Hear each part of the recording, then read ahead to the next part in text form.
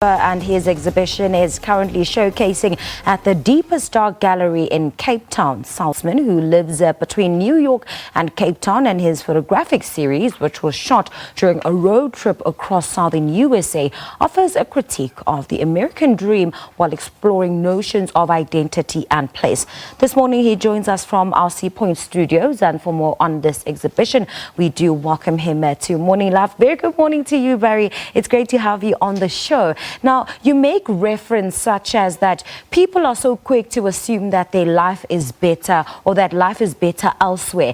Is this the story that is told by your work, or was this in reference to a particular space at a certain time? Hi, good morning, and firstly, thanks so much for having me on the show. That comment that I made is really, I think, intended to reflect on the notion that I think we're all so quick to assume that the grass is always greener on the other side. And I think what this project aims to do is to remind people, in the words of the poet Rainer Maria Rilke, there is in fact no different place. And the South African art writer and commentator Ashraf Jamal, who wrote about this body of work, says very specifically, it is the small things in our life, that what he calls the bric-a-brac of daily life, that in fact give life its meaning. And that's what the project is intended to communicate on a broader sense. But it does have, I think, some very important political connotations, which we can talk about in a moment. Your exhibition titled The Other Side of Christmas is currently showcasing. What is the sense that those who will get an opportunity to go to the gallery and view the painting sort of get from them? Well, they are large format photographs shot with a medium format camera, so there's an incredible amount of detail and precision in the work, and people comment that they actually feel like they're inside the photograph.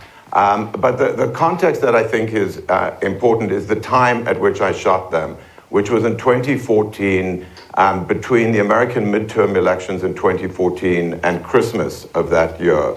And importantly, the 2014 elections were really the precursor to the 2016 presidential election, and we know what happened there. And after the 2016 election, if you lived in New York City, the Trump election was such an extraordinary shock. I mean, there was no possibility that it was even in the cards that it could happen.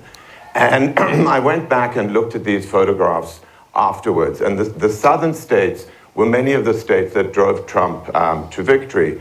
And I started looking at these pictures again with a very different light, and that's when it became important for me to have the public see them, because I think what you're seeing in this work and what you look for in this work is the beginnings of this enormous sense of dissatisfaction that was widespread across America. There was something going on in 2014 which I was responding to as an artist, and I think it's the beginnings of the seeds of discontent, the frustration and disappointment with the American dream, that the work really communicates.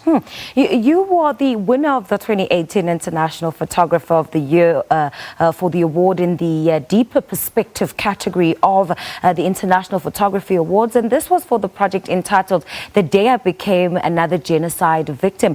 Bring us back to the time when you put the artwork that speaks to this.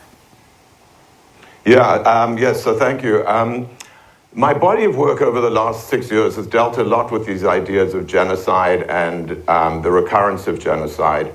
I had done some work specifically addressing the Holocaust, and when people saw it, oftentimes I got the response, well, we know that story. And I would say, look, you may know it.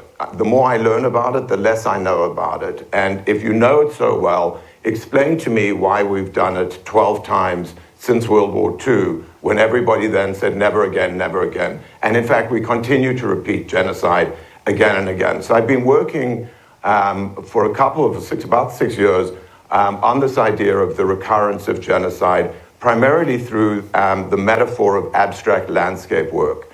And I was in Rwanda shooting that abstract landscape work in 2018, and a news story broke while I was there that they had just discovered new mass graves 24 years after the genocide. And so I went to the location, and they had just started excavating. There were 2 or 3 small holes in the ground. But it was the most extraordinarily traumatizing experience, because we know intellectually that victims of genocide die this dehumanizing death with no sense of personal identity. And here, 24 years later, these clothes were coming out of the ground and bits and pieces of human remains, kids' dresses, underwear, shoes, just being piled up.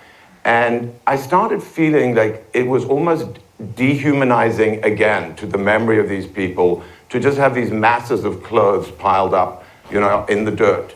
And so I got permission to go back to the genocide site and separate each item of clothing one at a time and shoot them as though I was shooting a portrait of the genocide victim. And in fact, I can't explain to you, it felt like I was shooting a photograph of a person. And each one of those images has a line of text below it in the first person, which I think transforms it from a still life of an object to a story about a person.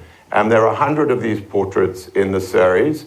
The last one, just a plain gray square representing all the other victims of genocide. Thank you so much, Barry. That is where we're going to leave it, but beautiful, beautiful insights. And thank you so much for the work that you continue to do. And thank you so much for having me on this morning. Of course.